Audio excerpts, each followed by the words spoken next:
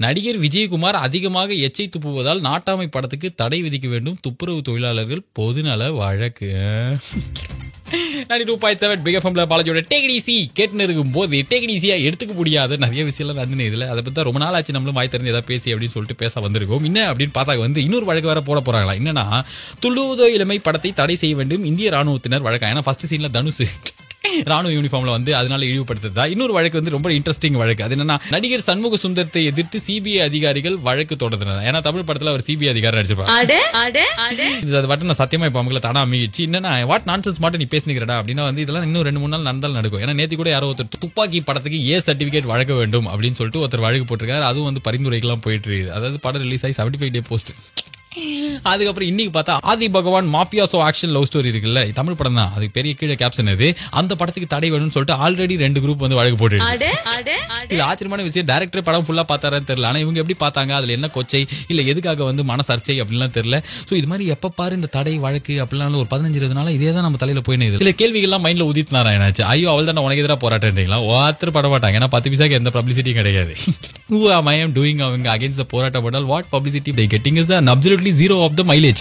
நம்மளும் politically diplomatically கரெக்டா ஒன்னு சொல்லி ஆகணும். ஏன்னா எல்லாருமே உசாரா பேசும்போது நம்ம ஒண்டி எதுக்கு பலபரன்னு பேசிக்கணும். இது இந்த குரூப் அந்த குரூப், இந்த பொலிட்டிக்கல் பார்ட்டி இந்த பொலிட்டிக்கல் பார்ட்டி, இந்த ரிலிஜன் அந்த ரிலிஜன், இந்த ப்ரொஃபஷன் அந்த ப்ரொஃபஷன் சொல்லிட்டு யாரையும் குறிப்பிடவன கிடையாது. இல்ல மெயின் விஷயம் பொதுநல வழக்கு அப்படின்னு சொல்றது பொதுநலமே கிடையாது, அப்சல்யூட் சுயநல வழக்கா மாறினது. அதுக்கு இந்த படம் தான் ஆகணும்.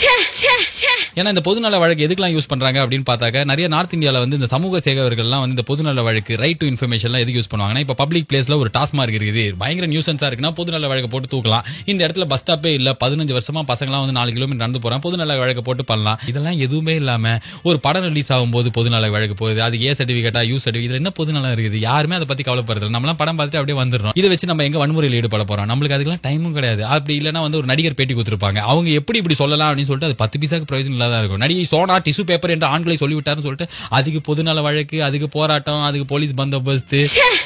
யாரு இவங்கலாம் தாங்க முடியல. இப்ப எந்த நடிகர் பேசினாலும் எந்த நடிகை பேச பாவம் அவங்களை என்னதான் பண்ணுவாங்க, ஏதாவது சும்மா பேசி விட்டுறாங்க.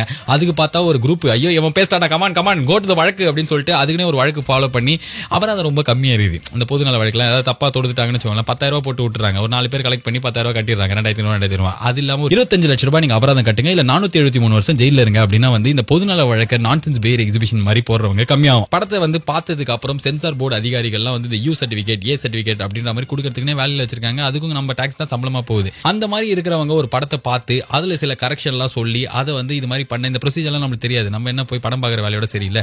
அந்த மாதிரிலாம் இருக்கும்போது ஆளுக்கு ஒரு குரூப் இது மாதிரி போட்டு காமிக்கணும், இந்த சீனை நீக்கணும், இந்த இதை இறக்கணும் அப்படின்னு சொன்னா பயங்கர கலாச்சாரத்தை பாதிக்க போகுது, நாடே அமைதி இழக்கும் இந்த படத்தை விட்டா அப்படின்னு சொன்னா அந்த சென்சார் போர்டு அதிகாரிகள்லாம் அதெல்லாம் உணர்ந்து தானே அதுக்கு சர்டிபிகேட் கொடுத்துருப்பாங்க. இல்ல இது தடை பண்ணும் அப்படின்னு அவங்க சொல்லிருப்பாங்கல்ல ஆல்ரெடி. அதையும் அவங்க சொல்லாம இந்த படத்தை ரிலீஸ் பண்றதுக்கு ஓகே சொன்னாங்க. இவங்க இப்படி திடீர்னு கேட்டு அதுக்கு ஓகே சொல்லும்போது இதுக்கப்புறம் எல்லாருமே அது மாதிரி கேட்க மாட்டாங்கன்னு நியாயம்.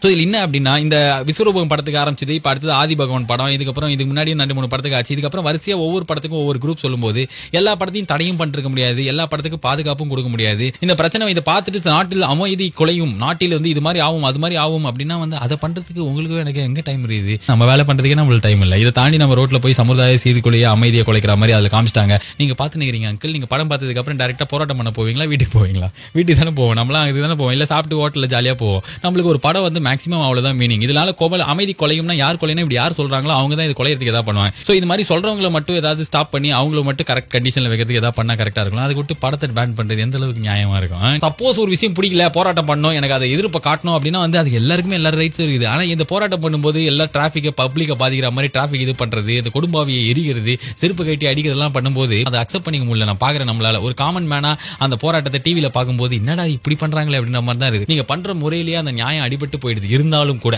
மைக்க வச்சுக்கிட்டு அவங்க பர்சனலா பயங்கரமா திட்டுறது, அதுக்கப்புறம் ஃபேமிலி எழுகிறது, சம்பந்தமே இல்லாம ஒரு நடிகர்னா ஒரு நடிச்ச படத்தை பாருங்க, நடிப்பு பிடிக்கல, படமே நல்லா இல்லைங்க, உங்க படத்தை பார்த்தா இந்த மாதிரி மொக்க படம்லாம் எடுத்து காசை வேஸ்ட் பண்றீங்க அப்படிலாம் கூட சொல்லலாம். பர்சனலா ஃபேமிலி எழுகிறது, அதுக்கப்புறம் அவங்களை தாக்குறது, அதெல்லாம் ரொம்ப தப்பாவே இருந்ததுன்னா சீப்பா இருந்தது. கரெக்டா தான் இதுல விளம்பரம் இவங்களுக்கு கிடைக்குதுன்றாங்க. என்ன நெகட்டிவ் விளம்பரம் தானே கிடைக்குது. மதுரை கலெக்டர் Facebookலயே மக்களை குறை சொல்லி அந்த குறையெல்லாம் இமீடியட்டா அந்த ஸ்பாட் தீர்த்து வைக்கிறார் சொல்லிட்டு அவர் ஏதோ விளம்பரத்துக்காக இதை பண்ணல, ஆட்டோமேட்டிக்கா அவர் நல்ல விஷயம் பண்ணார், 4 பேர் அவரை பத்தி பேச ஆரம்பிச்சாங்க. அது மாதிரி இவங்க ரூம் போட்டு நல்ல விஷயத்துக்காக ஐடியா பேசலாம்ல. இப்ப நடிகை இப்படி சொல்லிட்டாங்க அப்படின்னு இவங்க ஒரு போராட்டம் நடத்தி அதனால அவங்களுக்கு எதிராக பண்ணாங்கன்னா இப்ப நாடு மாறிடுச்சா, என்ன நடந்தது, இந்த பஞ்சமிட தலைமை பிதிக்கி நீங்களும் நானும் வந்து ஆபீஸ் போறோம், 28ஆம் தேதி ஆயிடுச்சா, இன்னைக்கு 10 பைசா கையில இல்ல, 3 நாள் கழிச்சு தான் சம்பளம் வரும்ன்ற ஒரு டென்ஷன். அதுக்கப்புறம் வந்து நம்மளுக்கு இந்த வருஷம் ஸ்கூல் மாத்தினா குழந்தைக்கு ஸ்கூல் கிடைக்குமா, நம்ம இன்னும் சொந்தமா வீடு வாங்கல, எப்படி நம்மளுக்கு வாழ்க்கையில பலலாம் பிரச்சனை இருக்கும்போது கமலஹாசன் அவர்களோட படத்தை கடந்த பல வருஷமா பயங்கரமா என்ஜாய் பண்ணி பார்த்ததுனால இது ஏதோ நம்மளுக்கு நடந்த பிரச்சனை மாதிரி பயங்கர ஃபீல் பண்ணி பேசினும் போது அவர் சார்ந்திருக்கிற அந்த இண்டஸ்ட்ரி, அந்த சினிமா துறையில இருந்து ரொம்ப சில பேர் தான் ரொம்ப தைரியமா வந்து இதை பத்தி பேசினாங்க. ரொம்ப சில பேர் தான் வந்து கரெக்டா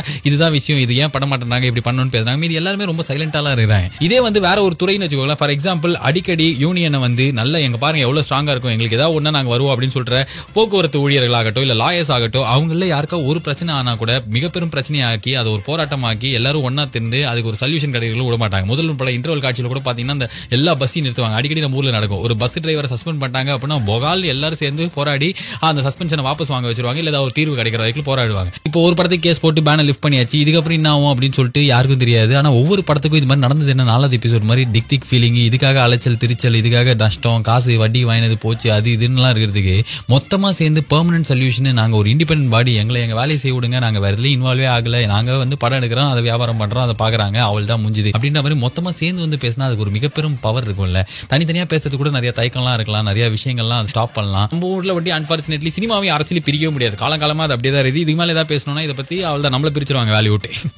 அதனால we are not going to the detail and all, but எந்த ஒரு ஆட்சி வந்தாலும் இமீடியட்டா பாராட்டு விழா நடத்தி யார் வந்து இருக்காங்களோ அவங்கள வந்து பயங்கரமா புகழ்ந்து அது மாதிரி நடக்கிறதுலாம் நம்மளே வந்து நிறைய நேரத்தில் பார்த்துட்டு தான் இருக்கிறோம். அதுவும் வந்து ரீசெண்ட் டைம்ஸ்ல கேபிள் டிவில கலை நிகழ்ச்சியோட டெலிகாஸ்ட் அப்படின்னால உட்காந்து நம்மளும் குடும்பமா பார்ப்போம். சோ யாருமே டிபெண்ட் பண்ணாம யாருமே இருக்கிறது இல்ல அப்படின்ற காரணத்தால யாரும் வந்து பேச மாட்டேன்றாங்களா அப்படின்னு தெரியல. ஆனா வந்து வழவழா குழவழான்னு எனக்கு கவலை தான் இருக்குது. நல்லது நடந்தா சரி, எப்படியா படம் ரிலீஸ் ஆனா நானும் பார்ப்பேன் அப்படின்றது நம்மளும் சொல்லலாம்ல. அவங்க மொத்தமா ஒரு யூனியனா வந்து நாங்க ஒரு இண்டிபெண்டன்ட் இண்டஸ்ட்ரி, எங்க வேலையை செய்ய விடுங்க, தடையற்ற வியாபாரம், நாங்க ஒரு படம் எடுத்து வெளியிடுறோம், அந்த வெளியிடறதுக்கு இவ்வளவு தடை இருக்கு, அதுக்கு ஹெல்ப் பண்ணுங்க, தடையெல்லாம் இல்லாம வரதுக்கு அப்படின்னு சொல்லிட்டு ஒரு கோரிக்கை ஒரு போராட்டம்லாம் செய்யும் போது அவங்க மொத்தமா பேசும்போது அது கண்டிப்பா ஒரு பவர் இருக்கும்ல. யாரோ ஒருத்தருக்கு ப்ராப்ளம் அப்படின்னு சொல்லிட்டு நானும் நீங்களும் ஃபீல் பண்ணலாம். ஏன்னா நம்ம படம் பார்க்குற ரசிகர் நம்மளால மேக்ஸிமம் அனுபவப்பட முடியும், கவலைப்பட முடியும். கவலைப்படுறதே நாங்களும் பண்றோம் அப்படின்னா அது அவங்க பண்ணி யார் வேணாலும் பண்ணலாம். அது தாண்டி என்ன பண்றாங்க அப்படின்றது it's up to them only. ஐயோ அறா ரேடியோ ஜாக்கி என்னடா இப்படி பேசிட்டான் அப்படிலாம் எதுவுமே இல்லை. இது வந்து நான் ரேடியோவில் வேலை செய்யறதுனால நான் இதை பேசிடுறேன். மற்றபடி பஸ்ல போகும்போதோ இல்ல 2 பேர் ஆஃபீஸ்ல போகும்போதோ இல்ல 2 பசங்க காலேஜில் பேசினாலும் நார்மலா பேசுற விஷயங்கள் தான். மற்றபடி இந்த ஃபேனை என்னால பண்ண முடிஞ்சதெல்லாம் இந்த தடை வந்தபோது வருத்தப்பட்டு இப்போ லிஃப்ட் ஆனவன பயங்கர சந்தோஷப்பட்டு நாளைக்கு ரிலீஸ் ஆனா 120 ரூபா குத்தி இந்த படத்தை ஃபர்ஸ்ட் டேவே போய் பார்த்து விசில் வச்சும் 2 நாளா இருந்துன்னா செம்மையா 2வது வாட்டி போய் பார்க்கறதும்